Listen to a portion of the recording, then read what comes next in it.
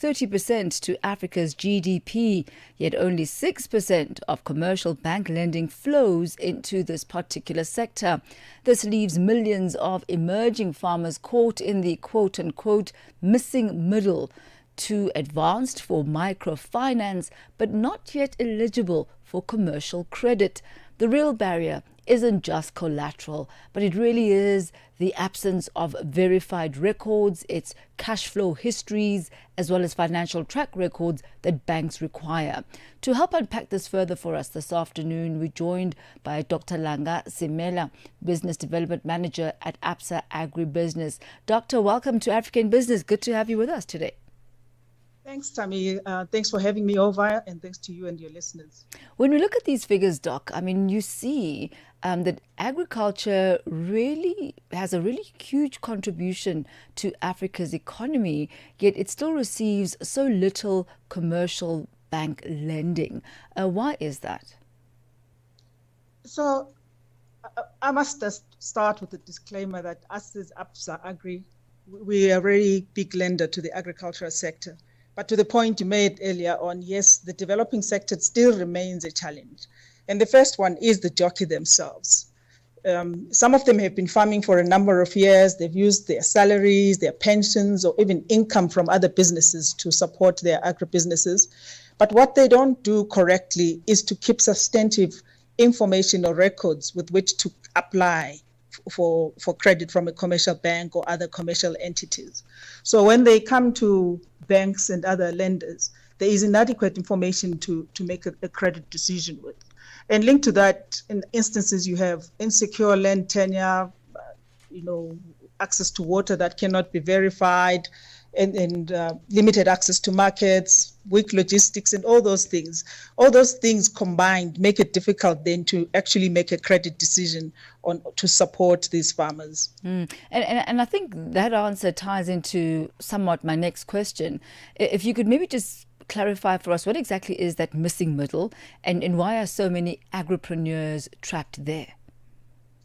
Yeah, so that missing middle is that person or that farmer entrepreneur who's now trying to move from microfinance or self-funding and borrow money in order to scale up.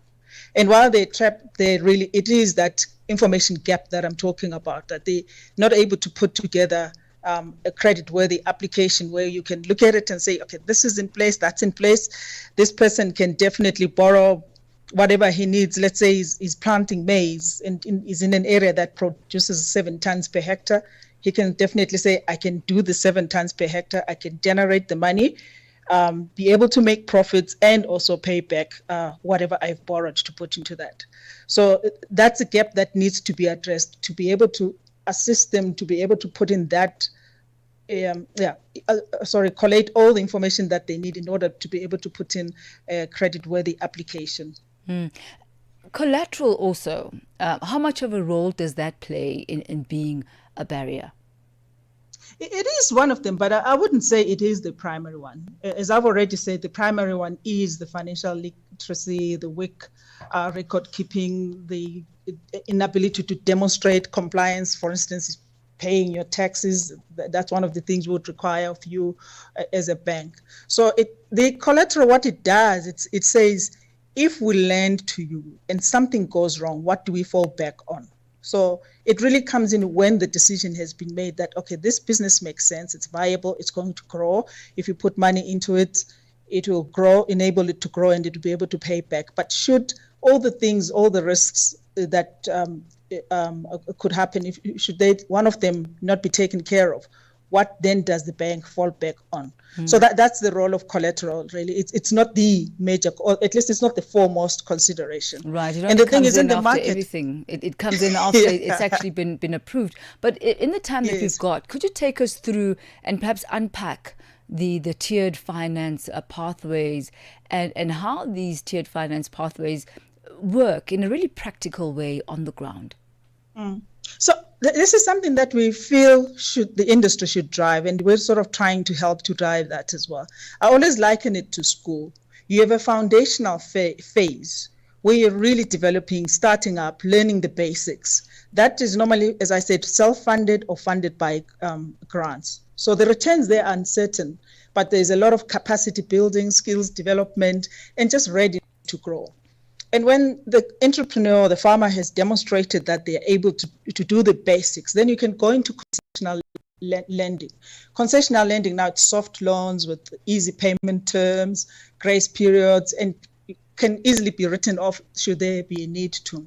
And this can be then paired up with technical assistance, blended grants, so where you can do half loan, half grant, and subsidized insurance, and as I said, credit guarantees. At this phase, really, you're nurturing the agripreneur to grow and build credit readiness and just improve the discipline of managing their business.